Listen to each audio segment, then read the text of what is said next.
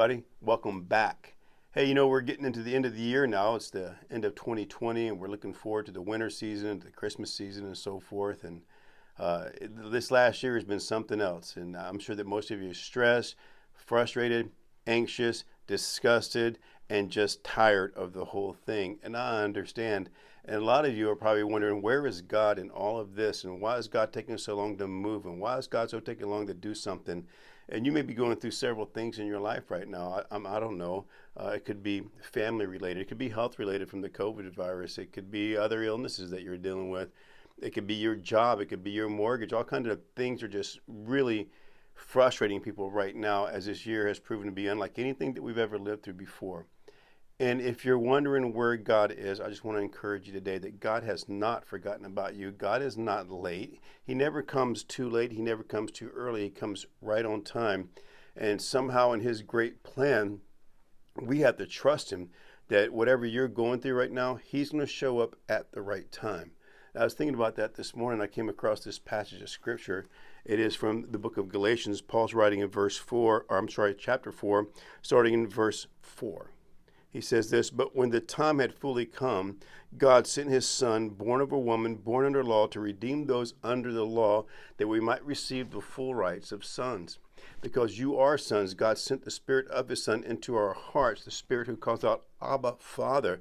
So you are no longer a slave, but a son. And since you are a son, God has made you also an heir." I would imagine in those days, people were wondering where God was. There was 400 years of silence in between the Old Testament time and the New Testament time, the intertestamental period, they call it. And people were wondering where God was. The prophets had stopped speaking, and God had seemed to have stopped moving.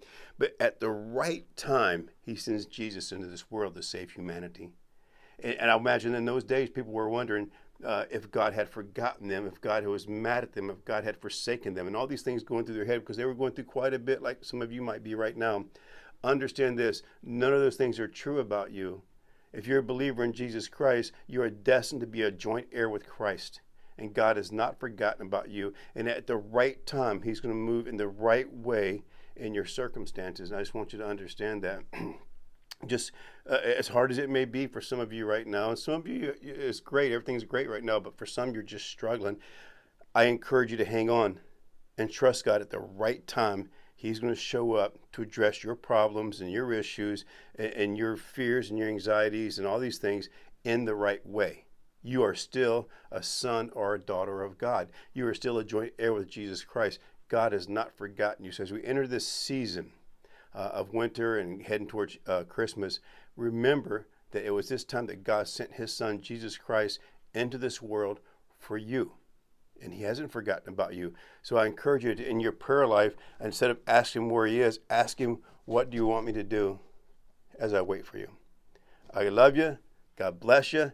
I hope you have a great Christmas season that's coming up.